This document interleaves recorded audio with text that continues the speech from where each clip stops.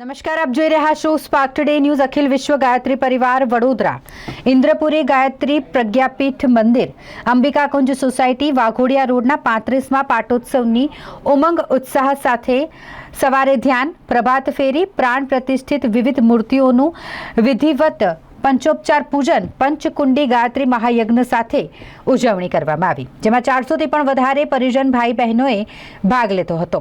વડોદરા ઉપઝોન સહસંયોજક, શહેર કન્વીનર, શ્રી સમન્વય સમિતિના સભ્યો પણ ઉપસ્થિત રહ્યા હતા. પાટોત્સવ પર્વમાં સહભાગી બન્યા હતા. વડોદરા ઉપઝોન સહસંયોજક અનિલભાઈ રાવલે જ્યોતિ કલશ યાત્રાનું વિશેષ મહત્વ સમજાવતા જ્યોતિ કલશ આગમન પૂર્વે આપણે શું તૈયારી કરવાની છે એ વાત સમજાવી હતી.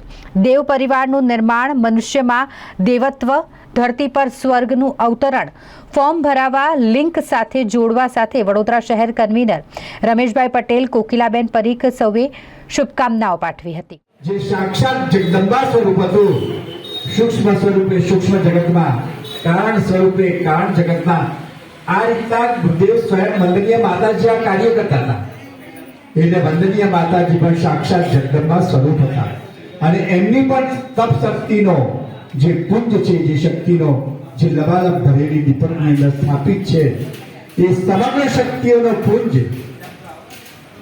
શ્રદ્ધા દીદી અને ડોક્ટર સાહેબે માતાજી સાક્ષાત જગતજનની દેવી માતા મા ગાયત્રીની વિશેષ કૃષ્ણમાં સર્વક્ષમાં અહીંયા વિરાજમાન સૌ પરિજન ભાઈઓ બહેનોને પ્રણામ, જય ગુરુદેવ. 35મા પાટોત્સવ અંતર્ગત આજે આપણે બધા એકત્ર થયા છીએ.